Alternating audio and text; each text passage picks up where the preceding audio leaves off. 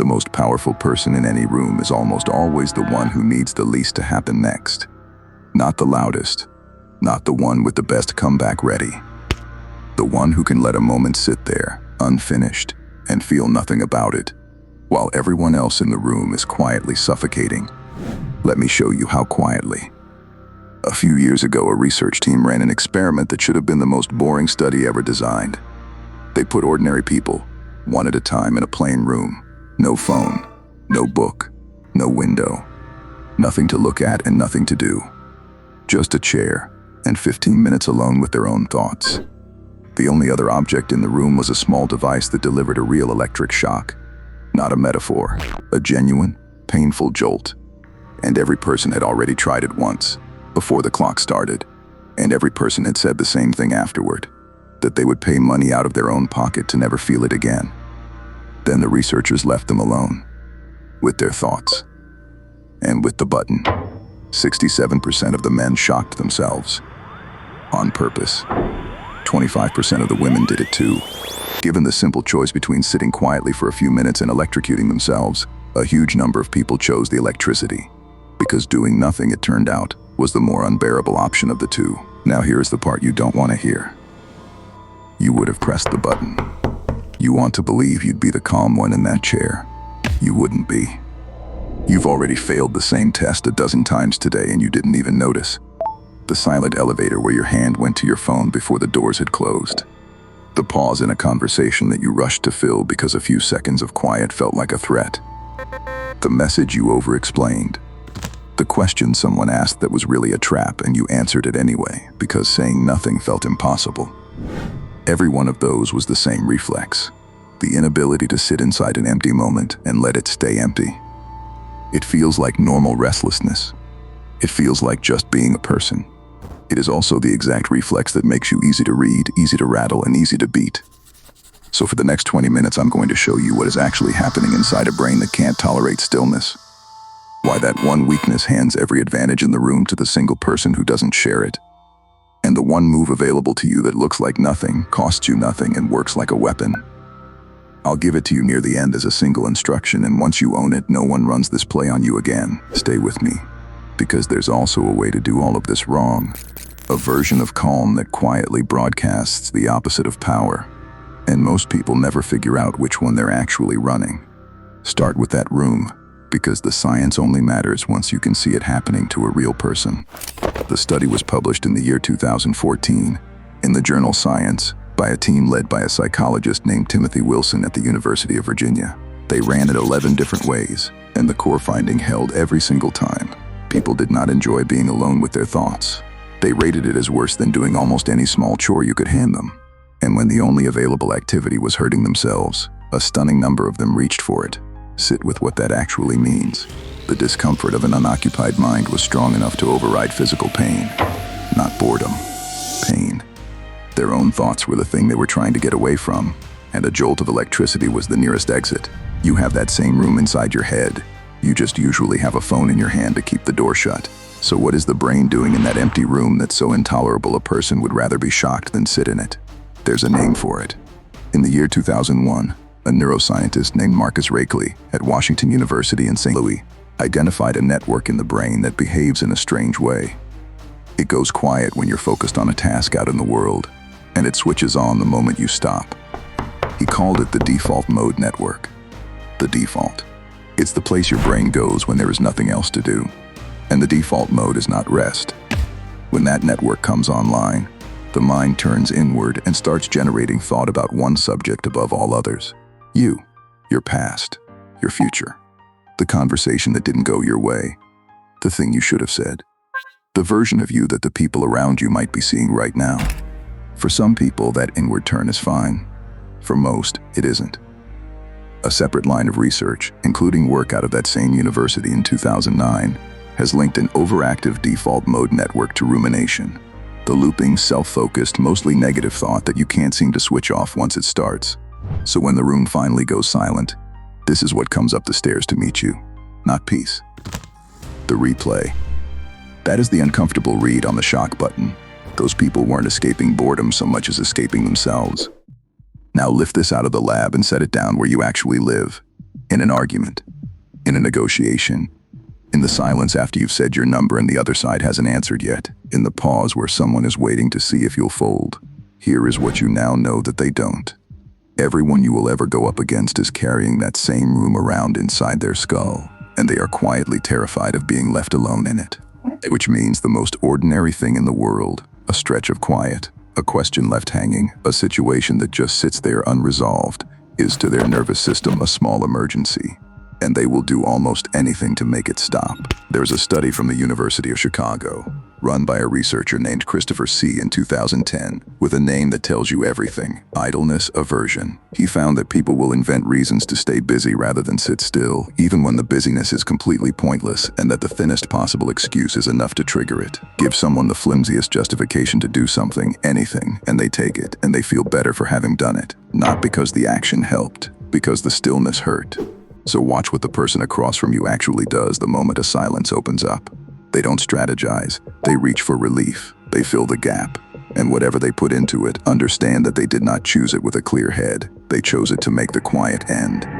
And it gets more precise than that, because the quiet doesn't just bore them, it wounds them. There's a study from the University of Groningen, published in 2011 by a researcher named Namke Kudenberg, that measured what a single silence does to a person in the middle of a conversation.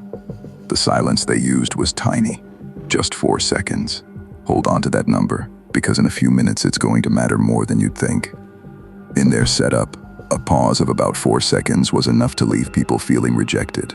Their sense of belonging dropped, their self-esteem dropped. They felt less accepted, less approved of, more alone, all from 4 seconds of nothing. And here is the unsettling part. It worked even when they couldn't consciously say why. They didn't think. That pause ran a little long. They just felt, somewhere underneath the surface, that something had gone wrong and that they needed to fix it. This is the engine under everything you have ever noticed about an awkward silence. The reason people rush to fill them isn't manners. It's that an open silence reads to the social brain as exclusion, as being quietly pushed out of the group. And the body treats being pushed out as something dangerously close to a threat. So when you let a silence sit, when you don't rush to smooth it over, don't laugh it off, don't answer the question just to keep everyone comfortable, you aren't being rude. You're holding open a door that the other person's nervous system is screaming at them to close, and the one who closes it is the one who moved first, the one who needed it to end. By now it might sound like all of this is just about waiting people out, outlasting them. It isn't, because while their stillness is an emergency, yours is doing the exact opposite. It's making you sharper in real time. In 2022, researchers at the MIT Sloan School of Management studied what happens in a negotiation when people allow a silence to sit instead of racing through it. They found that a pause of even 3 seconds did something measurable. It pulled the person who could tolerate it out of autopilot and into a slower, more deliberate way of thinking. And from inside that deliberate state, they made better moves. They found options that the people scrambling to fill the air never even saw. The silence wasn't dead time. It was thinking time, and only one person in the room was using it. So look at the gap that opens up between the two of you. One person can't stand the quiet, so their judgment scrambles and they grab the first exit they can find. The other person rests inside the quiet, and their judgment gets clearer. Same silence, opposite effect. And you get to decide, long before you ever walk into the room, which side of that line you're going to be standing on. You can see the whole thing most clearly with a number on the table. You ask for the raise, you name the figure, and then, instead of softening it, instead of adding, "but I understand if that's not possible," you stop talking. The number just sits there in the open. 1 second, 2, 3, 4. To you, those 4 seconds are nothing, because you decided in advance to let them happen. To the person across the desk, those same 4 seconds are the longest stretch of their week. The silence has just become their problem to solve. And you already know what an unanswered silence does to a person. It reads as something gone wrong, something that has to be fixed, right now. So they fill it. And the thing people reach for to fill an uncomfortable silence is almost never the hard line they walked in planning to hold. It's a concession. Let me see what I can do. Let me take it upstairs. The figure they would have fought you on becomes the figure they start negotiating up from, and they move there on their own. Pushed by a quiet you simply refuse to rescue them from. Watch how the whole thing inverts. The person who needed the silence to end is the one who gave ground to end it. The person who could let it sit kept everything. Nobody raised a voice. Nobody made a threat. One of you had a button and the other one didn't. Picture the most ordinary version of this. It doesn't matter where it happens, a hallway, a dinner table, an office with the door shut. Someone wants something out of you. Maybe a reaction, maybe an apology, maybe just the satisfaction of watching you scramble. And they say the thing that's engineered to get it. I have to be honest with you. A lot of people have been saying the same thing about you. The old you answers instantly. Who? What people? Saying what? You feel the pull to know, to defend, to clear it up right this second. And the moment you give into it, you've handed them the next 20 minutes.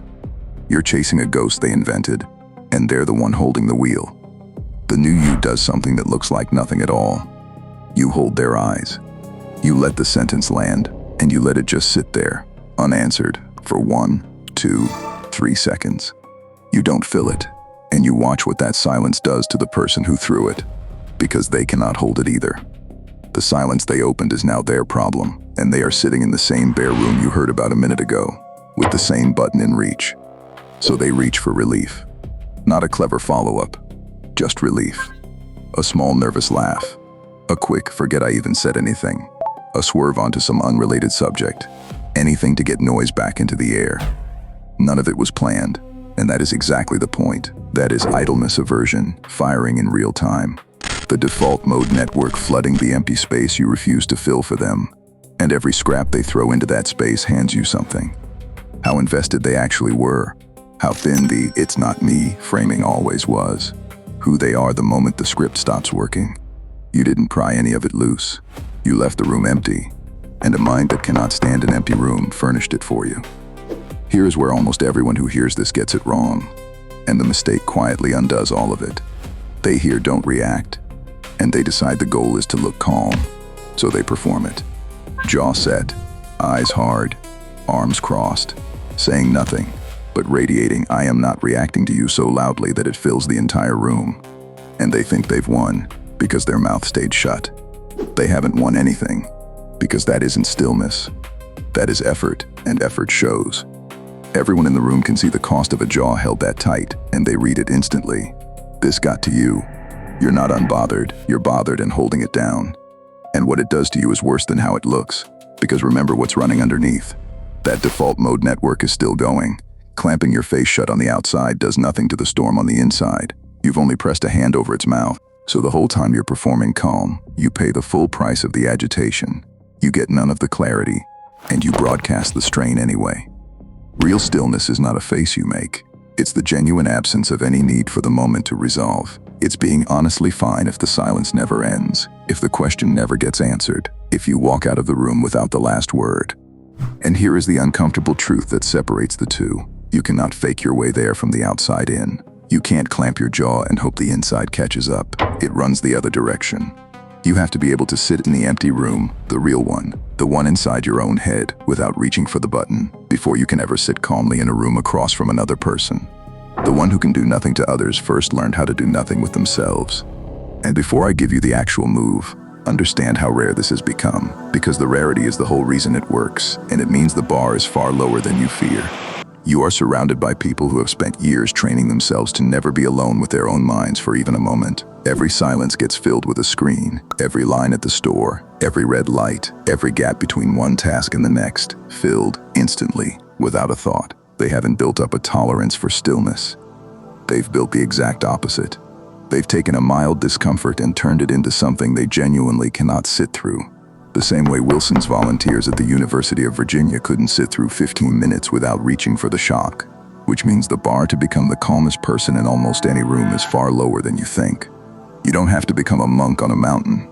You just have to be the one person present who can let a moment stay unresolved without flinching, while everyone else is quietly clawing for the nearest exit. In a room full of people who can't tolerate 4 seconds of silence, the person who can tolerate 40 isn't merely composed. They're operating in a different category altogether, and everyone in the room can feel it, even when they can't put a name to it. This is the thing the loud, fast, always reacting world gets exactly backwards. It treats the inability to sit still as energy, as drive, as being switched on and alive.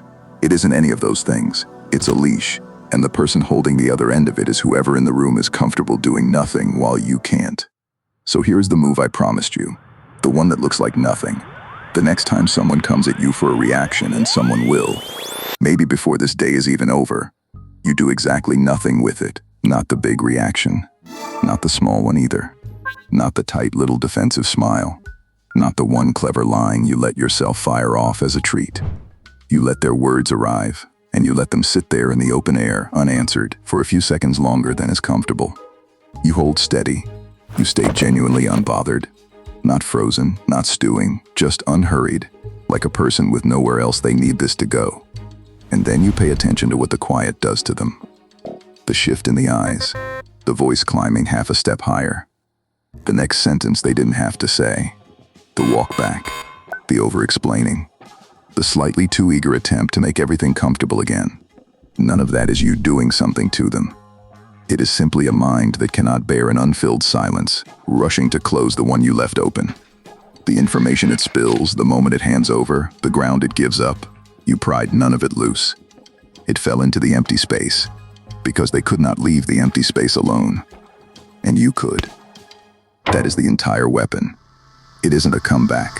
It isn't a technique you perform at someone. It's a vacuum you're willing to leave open that the other person cannot stop themselves from rushing in to fill. You don't have to be the most aggressive person in the room. You only have to be the one who doesn't need the silence to end. There is exactly one way to throw all of it away, and it's worth naming, because it's the thing you'll actually be tempted to do. You hold the silence for 3 seconds, and then you break it. Not because you decided to, because you couldn't stand it either. The quiet got to you half a second before it got to them, and you blinked. You answered the question. You filled the gap. You reached for the phone, the joke, the explanation, the last word. And in that single move, you told the other person something you can never take back. That you have a button too, and exactly where it is. That underneath all the calm, you needed the moment to end just as badly as they did. You just lasted a little longer. After that, they aren't afraid of your silence anymore. They've seen the bottom of it. They know that if they hold out one beat past you, you fold. So they will, every single time from then on. This is why the work is never really about them. It's about whether the empty room inside your own head is a place you can sit, or a place you're running from. If you're running from it, you'll break first eventually, and all the composure in the world won't save you, because you were never calm. You were just slower to crack. The only durable version of this is the one where the silence genuinely costs you nothing, where there is no button to find in the first place. And once that part is real, something larger starts to happen. Slowly, over weeks and months. People learn it about you. Not consciously, not in words. But everyone around you runs small tests, all the time. The little provocations and the baited questions and the openings left hanging just to see what you do with them. And every time you meet one with genuine stillness and nothing cracks, they file it away. What gets around about you isn't that you stayed quiet. It's vaguer than that, and far more powerful. That you're hard to rattle, that you don't seem to need much, that there's no empty space in you for anyone to pour pressure into. And people treat someone like that completely differently. They stop testing, they drop the game sooner. They bring you their real position faster, because the usual dance doesn't work on you, and some part of them already knows it. You never demanded any of it. You never once raised your voice to get it. It accumulated on its own, one unbroken silence at a time, until rooms began arranging themselves around you before you had said a word. So put the whole thing together and look at what doing nothing actually is. It isn't passivity. It isn't weakness or politeness, and it is definitely not you choosing to be the bigger person. It's the most quietly aggressive position available to you, because it turns the other person's own brain into the thing that works against them. While you sit there, calm, doing visibly nothing, the person across from you is fighting a small private war you can't even see. Their default mode network pulling them inward, the silence registering as rejection, the idleness screaming to be filled, every instinct they own demanding that they do something, anything, to make this moment stop. You don't have to apply a single ounce of pressure. The pressure was already inside them. You just stopped relieving it for them. This is what the power of staying calm and not reacting under pressure looks like once neuroscience explains it. Not a quote on a black screen. Not breathe in and count to 10. The actual reason the still person wins is that stillness is something almost no human being can tolerate. And the one who can is operating with an advantage the others literally cannot match because their own wiring will not let them. So here is the only instruction that matters. The next time a silence opens up and everything in you lurches to fill it, the pause in the conversation, the question you don't have to answer, the moment that just hangs there unresolved. Stop. Feel that pull for exactly what it is, not danger, not weakness, not an order you have to obey. It's just the oldest, most ordinary discomfort there is. The same one that put a stranger's finger on a shock button in a bare room. And for the first time, you'll know something almost no one around you knows. That the feeling is survivable. That nothing actually happens if you don't fill the space. And that the person across from you is feeling the exact same thing you are, except they're about to do something about it, and you're not. Let the silence sit. Be the one who doesn't need it to end. And watch how fast a room rearranges itself around the only person in it who can do nothing at all.